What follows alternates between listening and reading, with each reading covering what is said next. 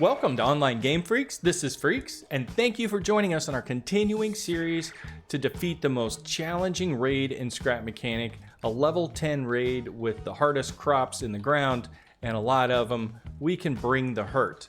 And with that, of course, we are setting up base defenses. In several episodes now, we've put down some saws and some spinning things and shooting things, and that's going to continue today.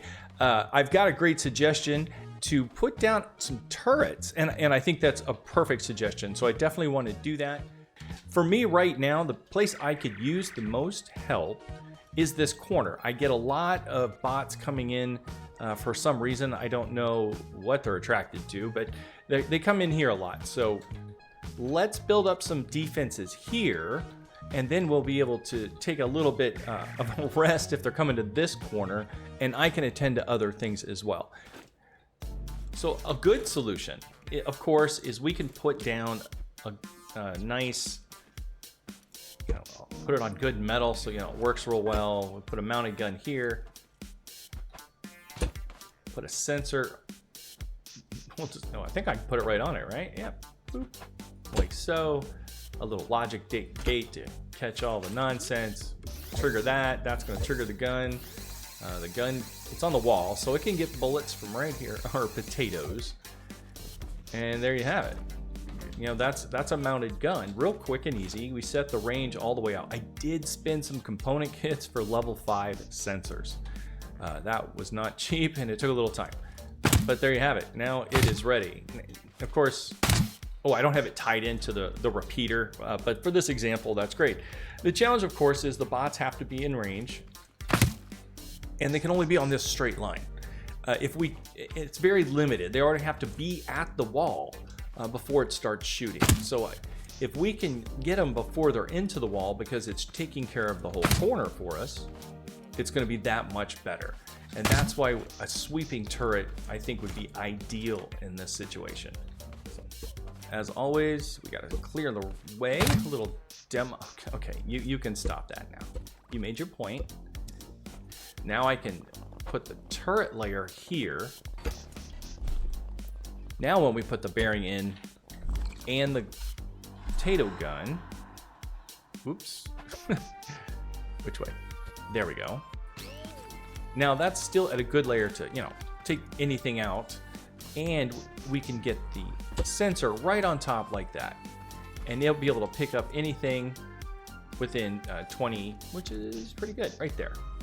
So that creates this nice circle right here for anything that's coming through to be hit with the turret. Now that we got our basic arc figured out, let's grab one of these guys. I've got a couple of controllers in here. They're not fully upgraded. They're level 3.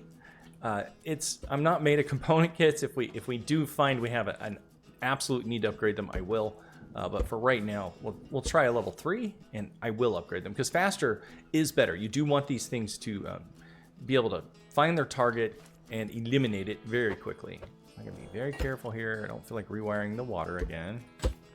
And you gotta leave room for this to move back and forth. So that's why it's offset just a bit. And I don't know what it's gonna look like when it's all said and done, but I do know I need room for parts. So first part, controller. Now the controller, of course, goes to the bearing. We're gonna need a logic to fire this bad boy when he gets, oops.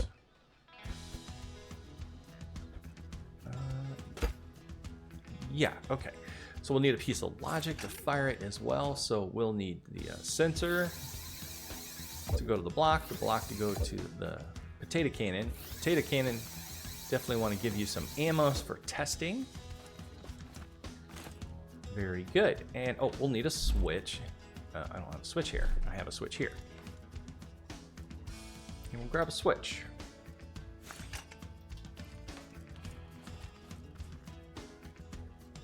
So quite simply, and I'll just put the switch here for simplicity. When we turn the switch on, it's going to activate the controller. This is one of those things that you have to be very aware with controllers. I need it to go back 90. Forward 90, back 90. But now it's all locked out from the controller, so if all else fails, pick the controller up. I know it can be a pain, but just reprogram it.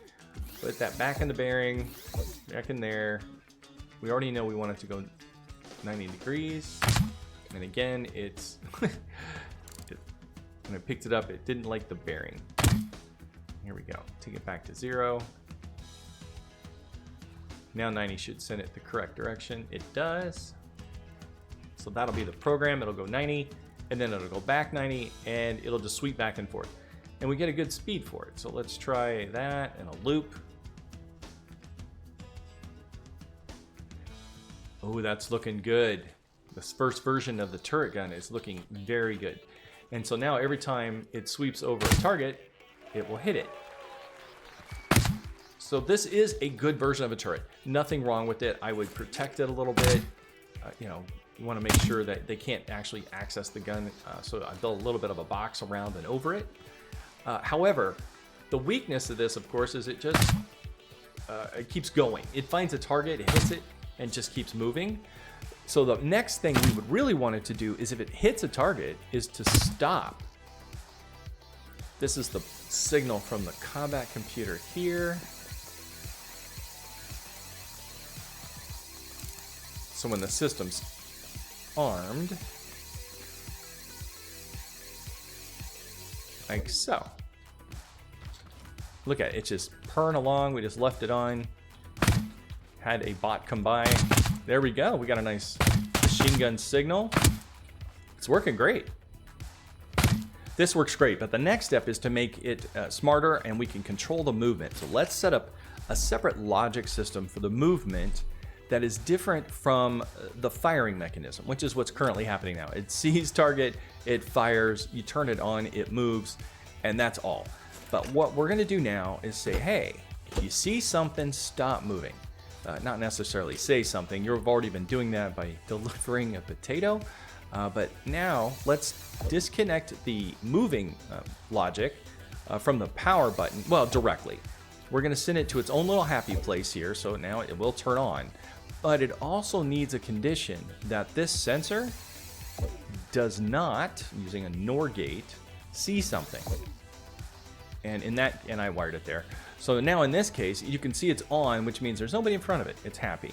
Now the logic is saying, hey, if I get a signal from the sensor, don't activate the motor, turn it off. It will flip it over for us, which is perfect. It still needs to get, it's not active now because the switch isn't on, but we're going to activate the switch and it's happy about its little way. But as soon as somebody gets in front of it, and I will volunteer, it will deliver. And you can see now, look at that. It stays on me much longer because it stops. It interrupts its movement and it's actually delivering much more potatoes until it finally pushed me out of its range.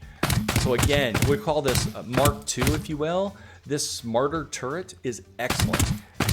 It's just a little bit more cost, a couple extra logic gates, but now you can see it delivers much more potatoes to the target. Hopefully everybody's with me so far.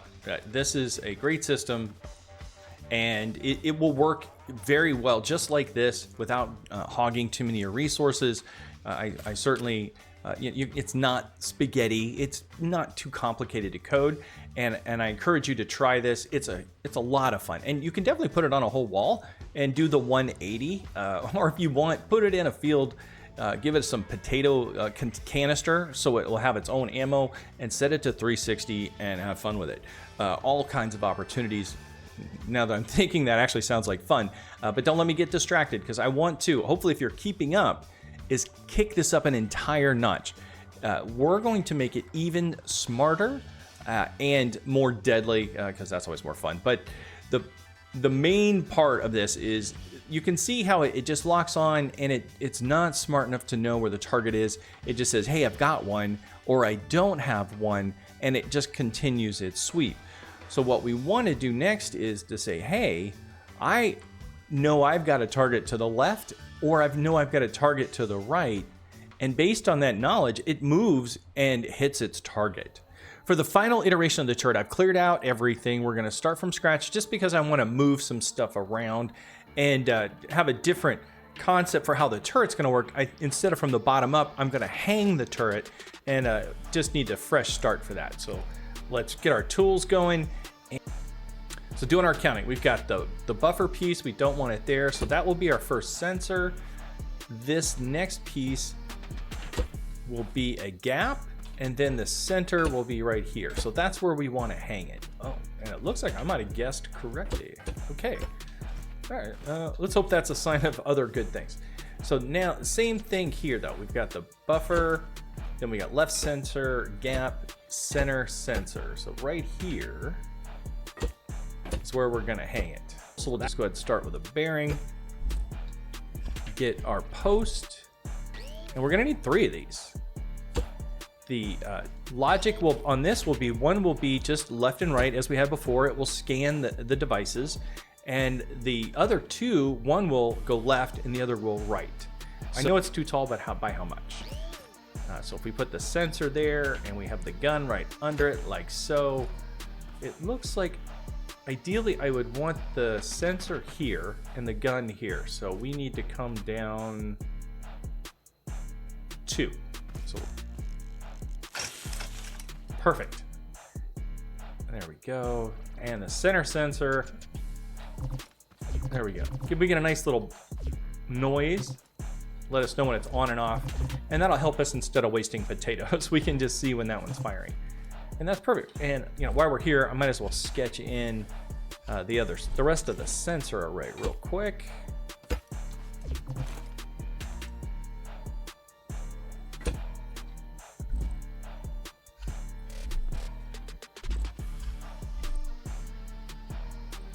Like that. It's all 3 sensors. Let's turn these all up. Ooh. All the way. There we go. And only the middle ones make a noise. We don't want all that racket. That's perfect. Now let's make it do stuff. So let me build a panel back here. I don't want. Is that nice and free swinging? Ooh. Okay. I mean, we're not going to have that kind of heat coming off it, so it shouldn't be a problem. I think it's just because these little wiggles in the bearings, but it's not going to be spinning fast. That won't be a problem, I hope. Try to put the controls a little low. Maybe put them down here where I can actually see them, and I can see the I want to be able to see the turret while we're testing. There we go, like a service panel. Very good. Oh, this is perfect. Let's start with the power switch, always the best place. Green up, always. And then next up, we know we're gonna need 3 controllers, so let's go ahead and get those in there. I'm gonna have a left controller, a center controller, and a right controller. I think I'll snuggle the timer right between the controllers, and then let's put down our logic gates. I don't know exactly yet how this is gonna play out, but let's, ooh, no, upside down. Perfect, perfect, perfect, perfect. Okay, and those will be the good news, and I think I need at least 1 NOR gate. Like that, so that's a basic setup. Where's my switch there? I've got a test switch over here. No connections, perfect. Wiring tool. We've got our bearings locked down, and this guy's just patting back and forth, which is great. But let's start controlling that movement. And I want it controlled by this AND gate. So if that's off, you're off, buddy. And it reset. Perfect. And the conditions for this is this NOR gate has to be off, which is fine. And that'll be triggered by the sensor. That'll be that off sensor. But for right now, we're going to use this switch as a sensor.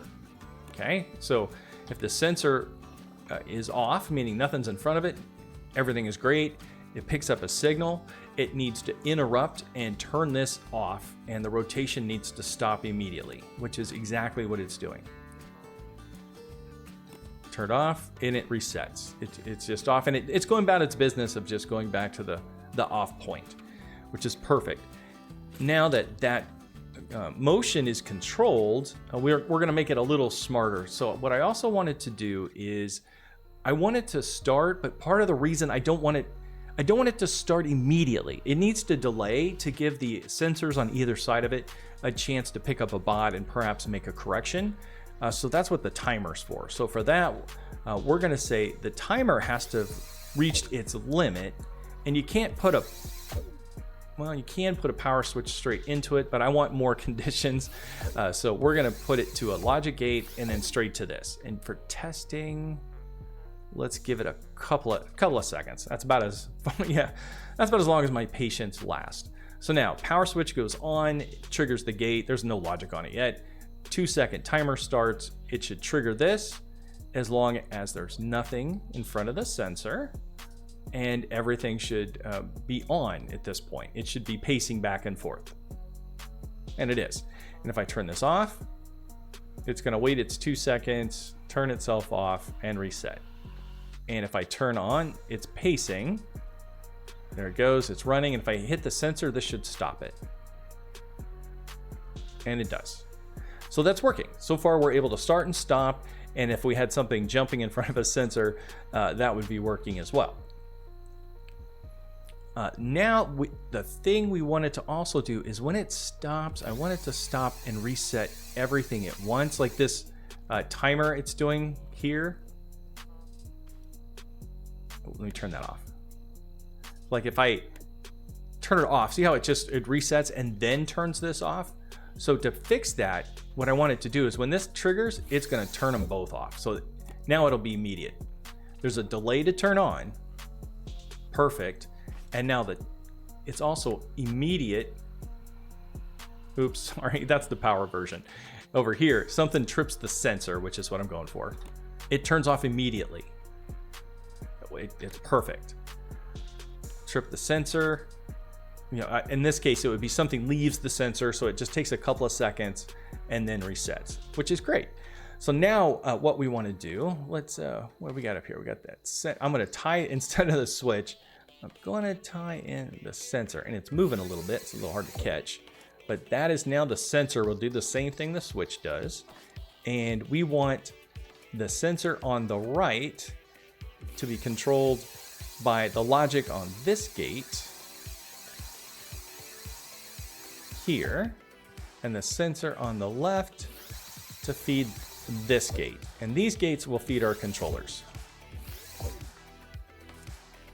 There we go. And that's pretty much looking great.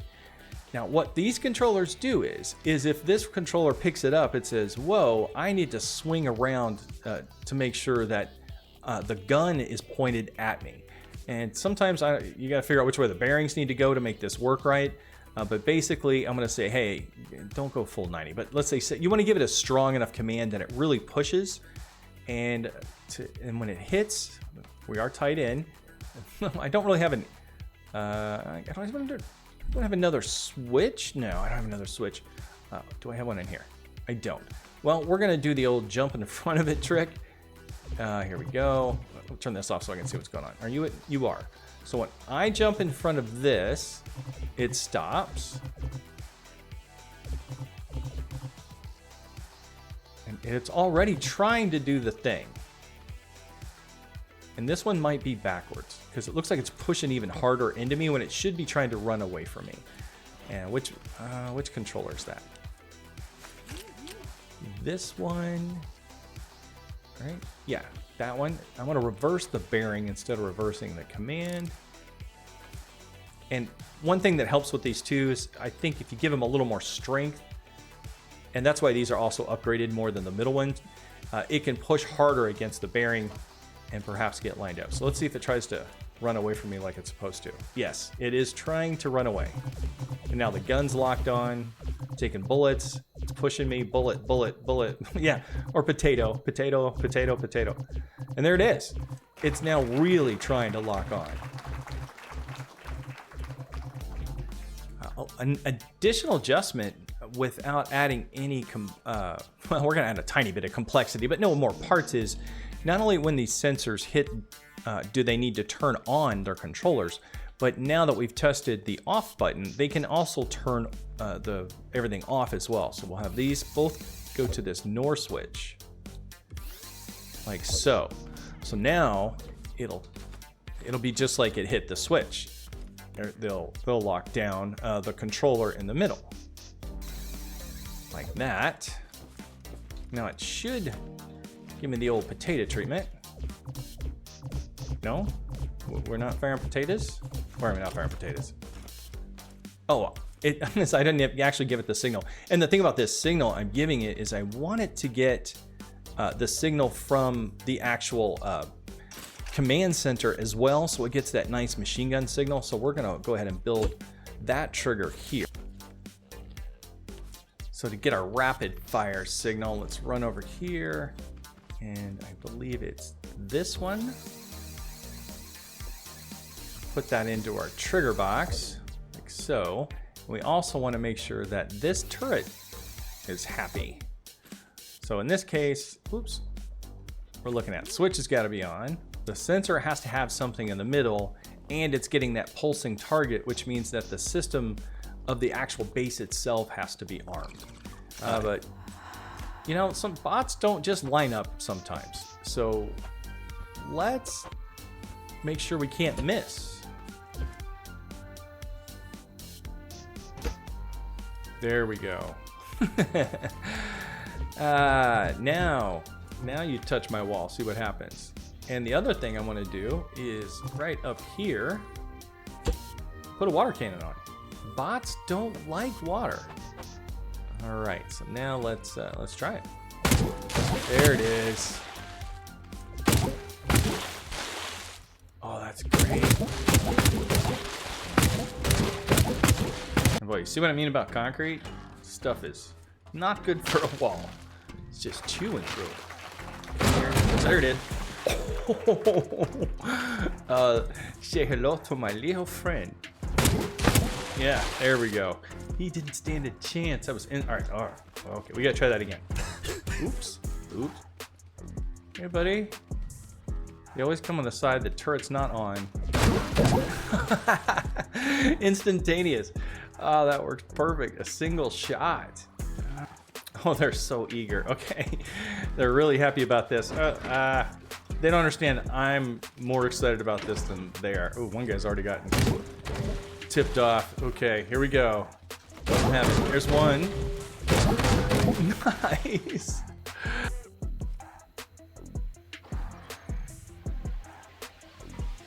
Here we go. Let's see how the turret works on a live rate. Oh, little guys, this will be perfect. That's what I was worried about. Oh, I was wrong. I thought it might be too high up, but it was perfect.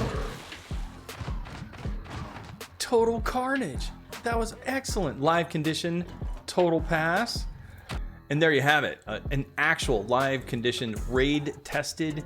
You can see by all the bot spines and circuit boards, the turret has definitely done its damage and it's ready for more. I absolutely think this was a win, so perfect. I think with that, I can't really think of another way to conclude our episode with a nice victory. I thank you very much for watching. I hope you've learned something about turrets and the fun of scrap mechanic, and I hope to see you next time in game.